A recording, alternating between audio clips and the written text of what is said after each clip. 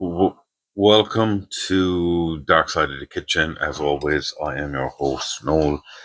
And today we're going to talk about the chef's mask, the person you are versus the role you play. Two very different things. Um,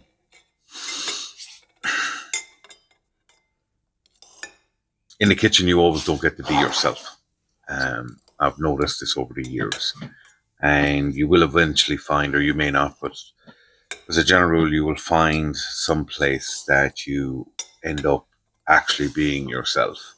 And as it goes, that'll be the place where you will not necessarily cook your best food, but you will be you'll be the most comfortable. Not saying you won't cook good food, I think for most chefs we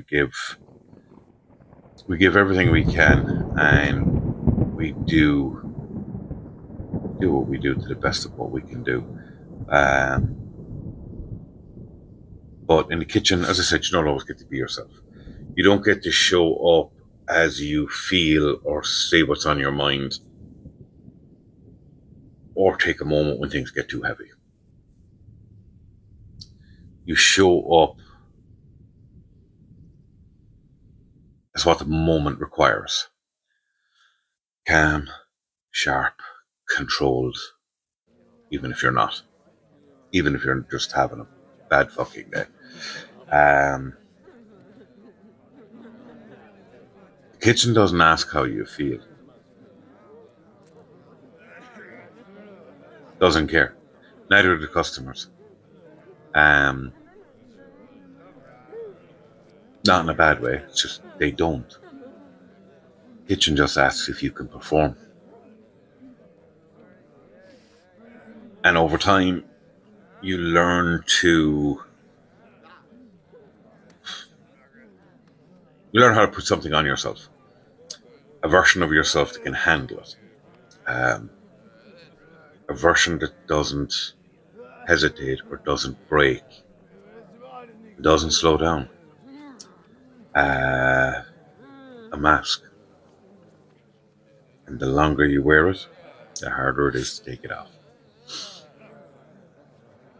So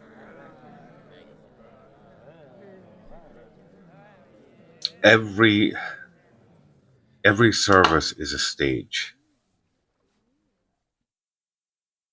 Whether you realize it or not, or want it or not, you're playing the lead role.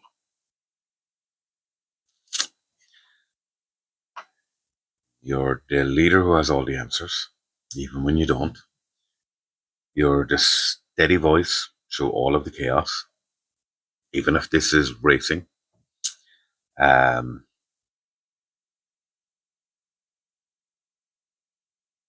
you're the one who doesn't panic when the place fills up, unless you're one of the type of lunatics who roars and shouts and screams every time it gets a little bit busy. Then you don't wear a mask. You just can't do the fucking job, because I've always said this: if you're the type of guy who every service loses it, roars, shouts, throws hissy fits, you can't handle it, and stop blaming everybody else. I've seen plenty of it in my life. We all have. The guys who are laughing and joking before service, and the minute service starts, they turn into somebody else. In that case, they're not putting on a mask for service, they're taking off one. And that's very different. Because the chefs I know, the ones I would call chefs, they're calm, they're controlled, they lead from the front. Um, not that people won't give out or have a snap at somebody now and again when you're under pressure. That's not what I'm saying. But the guys who lose it constantly in a robes roaring and shouting, you're trying to lead through fear. And I remember ages ago, good few years now, I have a friend who's a chef who roars and shouts and throws things and does all of this. And we were talking one day, and he said, fucking staff, you can't keep fucking staff. They just keep work. They don't want to work, blah, blah, blah. And I'm like, no, they don't want to work for you. At the time, where I was, I'd had most of the same staff for a couple of years. I was like, I don't have this issue. But I don't berate them. I don't belittle them. I don't roar and shout and act like a 5-year-old, you know? So you're taking off the mask during service to show who you truly are. But for most chefs, you're putting one on to cover up who you really are.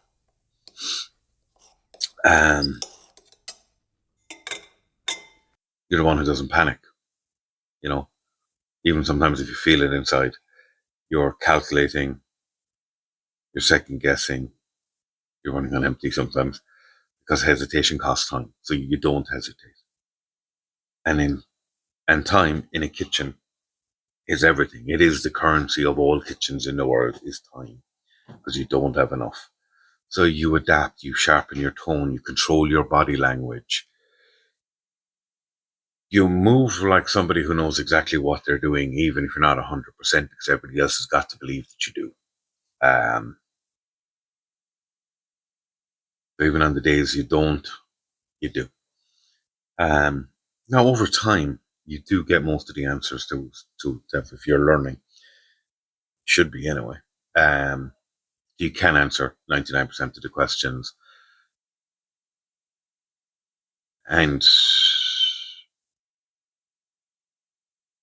the scary part is the mask works, you know?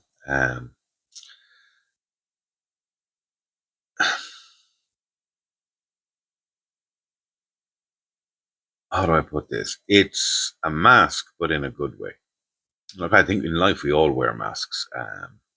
You're not the same at home as you are at work or out with your friends or with your parents, with a loved one. You're not, you know? You are, we all wear different masks at different times.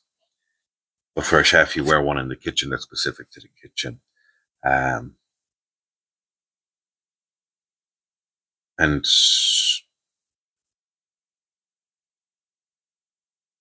if the kitchen is a stage, then every service is a play.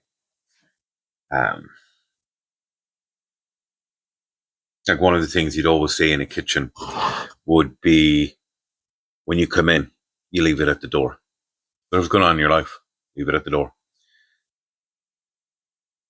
Whatever stress you have, whatever problems you have, whatever fight you had with your partner, your friend, your whatever, you leave it at the door. And the one thing about kitchens is because you're so busy and because you're doing so much, you get lost in it. So that mask becomes a shield. You forget about your worries for the day. You forget about your problems for the day because you're just focused on one thing. So there's an escapism to it. Before somebody tells me it's not healthy, I never said it was. I just said it's a fact. You don't bring your personal stuff onto the line. You know, service doesn't wait. You know, simple as that. Service doesn't wait. It doesn't wait for you. It doesn't wait for you to gather yourself or, you know, to have your moment or whatever. It's now. It's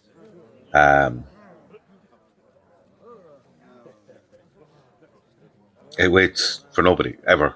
Service is service. You get on through your shift and you pick it up going home. Pick it up at the door going home again. You get angry, you channel it. You get stressed, you suppress it. You have doubts, you ignore them. Because there's no pause button in a kitchen. There's no. My notes there just literally went right to the bottom. I've lost the notes, I think. Recording will be stopped. So now I have calls coming in at the same time. Of course, so in the middle of my session, people are being very rude and interrupting my studio time, you know. But and I lost my train of thought as well. So now I'm looking back through notes. So yes, I'm looking down not at the camera, and somebody will comment on that. And you're dead fucking right.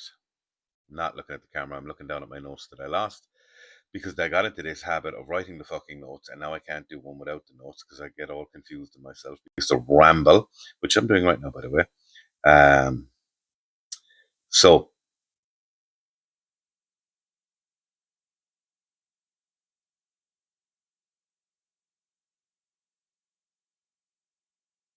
there we go. As I said in previous ones, I'm not good at editing. I've no intentions of trying to learn the fucking thing. So I will do these in one clean sweep, good, bad, or indifferent. And if something like that happens where I lose my thing, well, I lose my thing. And I will just stop and continue on, So, and somebody will say, go away and learn editing. No, no. Technology is for the younger generations. Um, so anyway, whether you realize it or not, you're playing a role, as I said before. And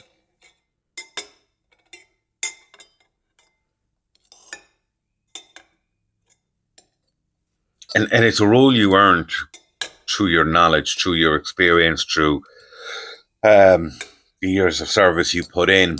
So you're not faking it. And if you are, you'll be found out very, very quickly. And I like my kitchens to be happy places. There's usually music going on when it's not mad busy, and throughout the day when you're prepping or doing whatever. Yes, when it's mad busy, there's no music going on because everybody needs to hear what's happening all of the time, and that's fine. But I like to have a laugh with my chefs, with the managers, with the waiting staff, my KPs, and to a point, the job still has to be done. And I think in those moments where you're not that busy, you're having a bit of a laugh, is when the mask slips. And the other thing about when you work with people that closely for that many hours under that type of pressure at times, you become quite close in a different way to the way you did with your friends that you grew up with. And they know stuff about you that probably even some of your close friends don't know at times. Um,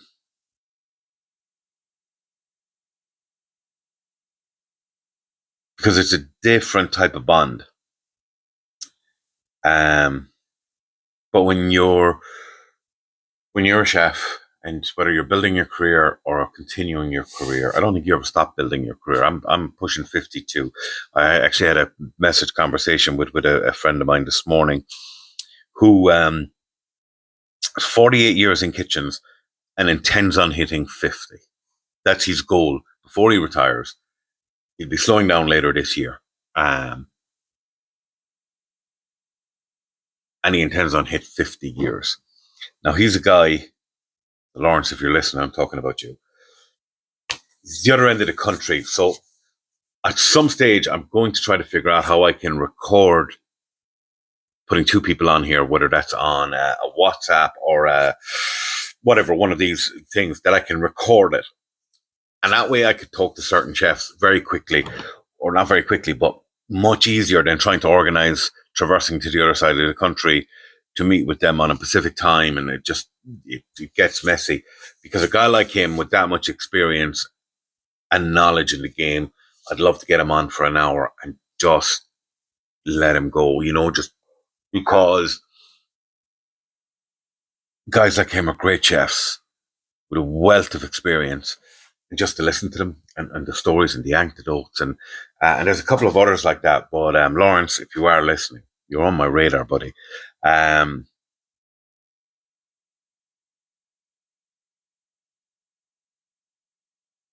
So as I said, but when it comes to service, you just push on through fast.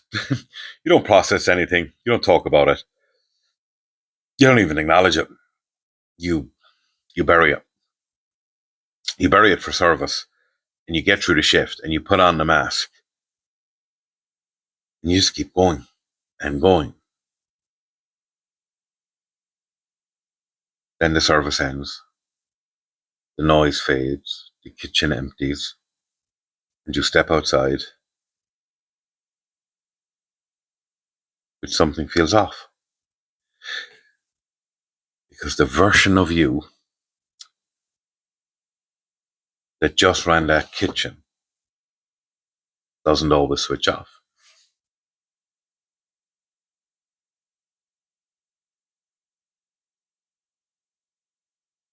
You're still sharp, you're still alert. You still carry that edge, because there is an edge through service. And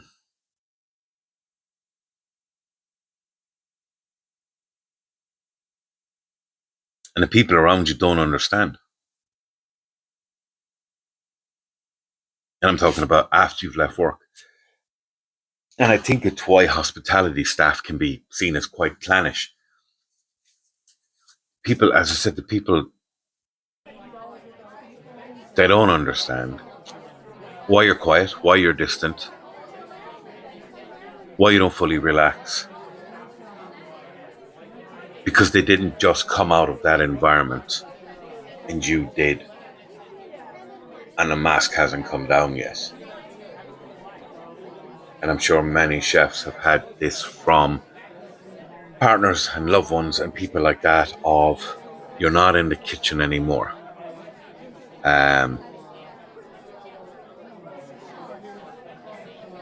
So then you have to live a dual world. Because in a kitchen, as a head chef, tell them what to do, when to do, how to do, a recipe to follow, how much of it to make, now. And it goes for the large part unquestioned.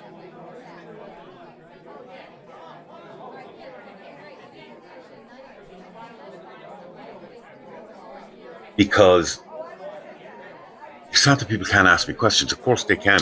They're not going to ask me, why am I doing this? Why am I making that much? The questions are going to be, what recipe am I going to follow, etc., etc. It's stuff, it's carry-ons from that. Because most chefs and any head chef that'll watch this would be the same. Question me. Just told you to do something, you do it. It's the kitchen is I said this before. Kitchen is not a democracy. It's a communist system, top down. Everybody working to one goal. I'm not there to be questioned. No head chef is. You make the decisions, you make them now, and everybody else follows them. And that's the end of that. For a very good reason is kitchens are not democracies, and everything has to be done at speed, and everything has to be done a certain way. So as a chef, over time, you develop a particular favorite profile that you work to. And I know I can go on the likes of Instagram and flick down through it and see photos from certain chefs, and without saying their name, I know who it is. And the problem there is when you leave the kitchen, that mask doesn't just automatically come off. And then you start living in two modes, and they don't line up.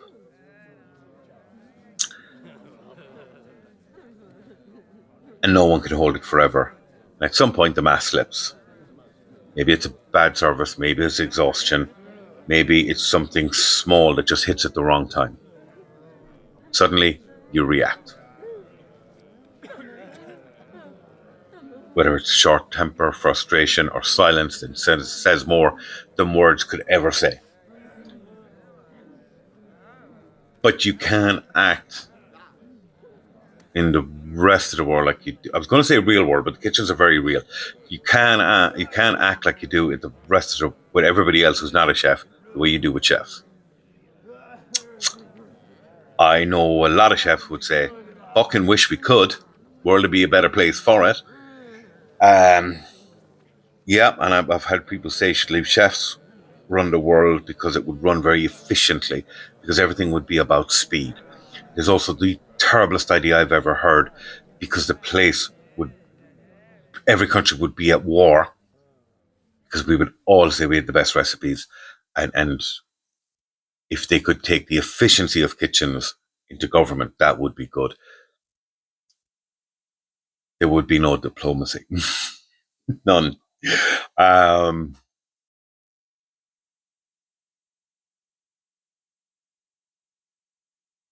when it happens after the kitchen, when the mask doesn't come off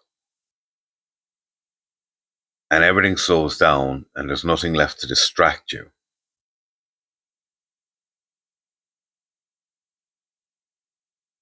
because everything you pushed down is still there waiting.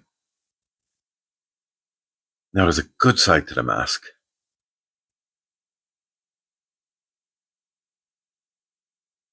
And it's the truth of it that the mask isn't all bad. In fact, it's what gets you through.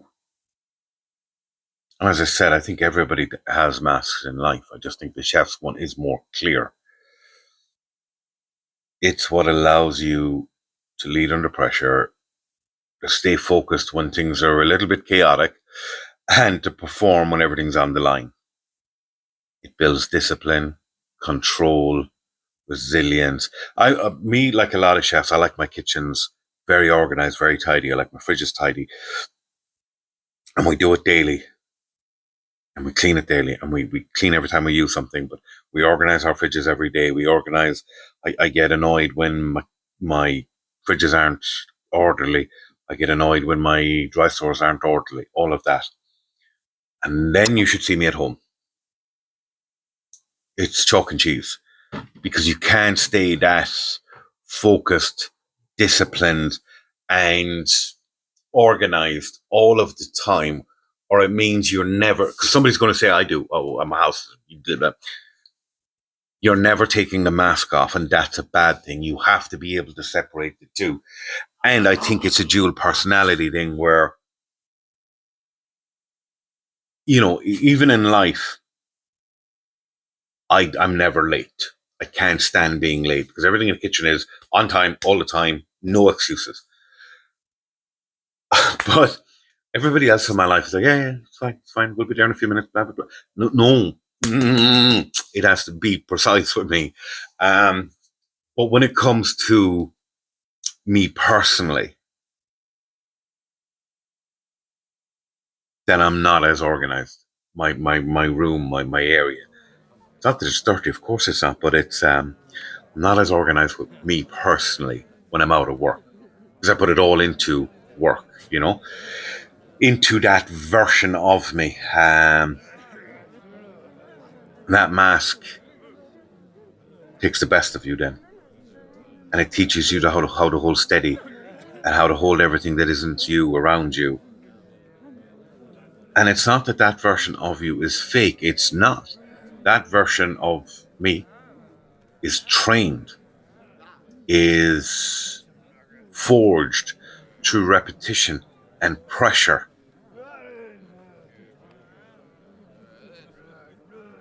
The danger is never taking that mask off.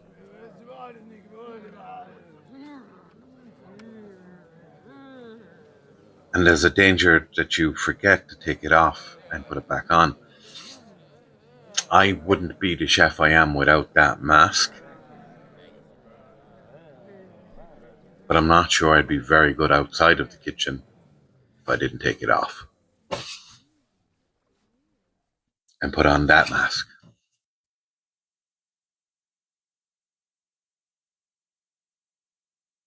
Because at some point you have to ask yourself, who am I without it? Without the jacket, without the role, without the pressure. And that's not an easy question. And I know people will say, no, you should always just be you. Who does that? Really, who does that? We all wear masks. Because if you didn't, and somebody will say, no, I don't wear masks. I am who I am. It's not about not being who you are. And you do wear a mask. We all wear a mask. Because the last time somebody said, hey, how are you? And you went, yeah, I'm fine. Wait, nothing going on in your life. Nothing bothered you, because that's a mask.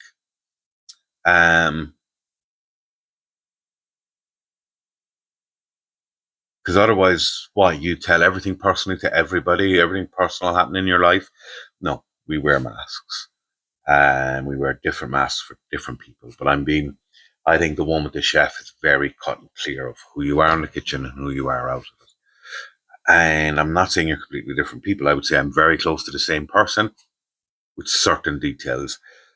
I am more focused in the kitchen. I'm more organized. I am all of that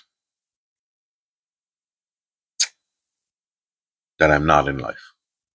And that's not a bad thing. Not me having to go at me. That's just the way it is, you know.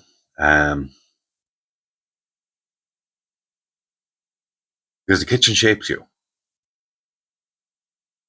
It builds habits, it builds reactions, ways of thinking that don't disappear when you're off the clock, you know? And I would say that very much comes with my timekeeping.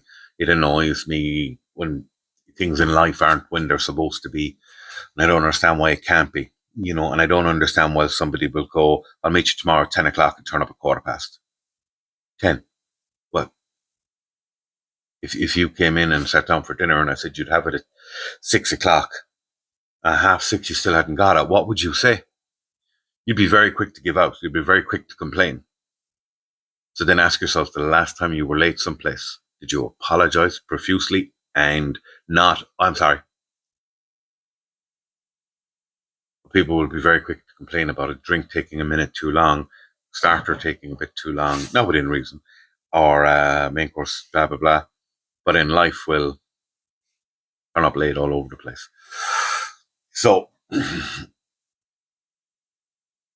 for me, it shapes that. It builds habits in a good way. Now, the strongest chefs, not saying I'm one of them, they figure it out. They learn how to switch off. They learn how to separate the role from the person. How to be sharp when they need to be, and human when they don't. Because strength isn't about holding it together. Strength is about knowing when to let it go.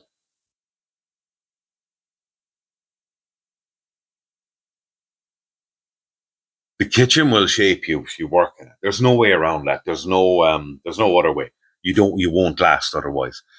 Because in a kitchen, you get molded into how it works, how chefs work, or you fail.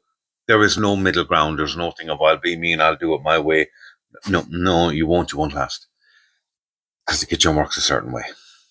There's no way around that. It will test you, it will push you, it will punish you, and it will change you. And I will tell you all of it for better. And sometimes it will ask you more than you feel capable of being. And you step up. And don't forget this. It's not just the role you play on the line. It's not just the voice, the pace, the pressure.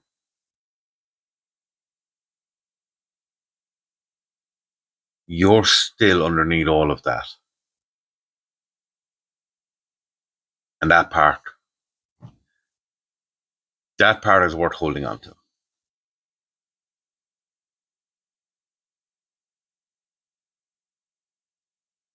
So I'm going to follow this one very, very quickly with another one.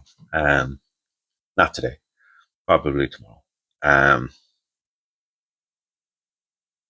But for now, I didn't say this in the whole video, so if you got to this point in the video, fair play. Give it a like, drop a comment, give me a follow. And I keep meaning to put that at the start of every video for those that don't actually make it through to the end, but c'est la vie. This is Noel. This is Dark Side of the Kitchen. And until next time, keep changing the world, one plate at a time.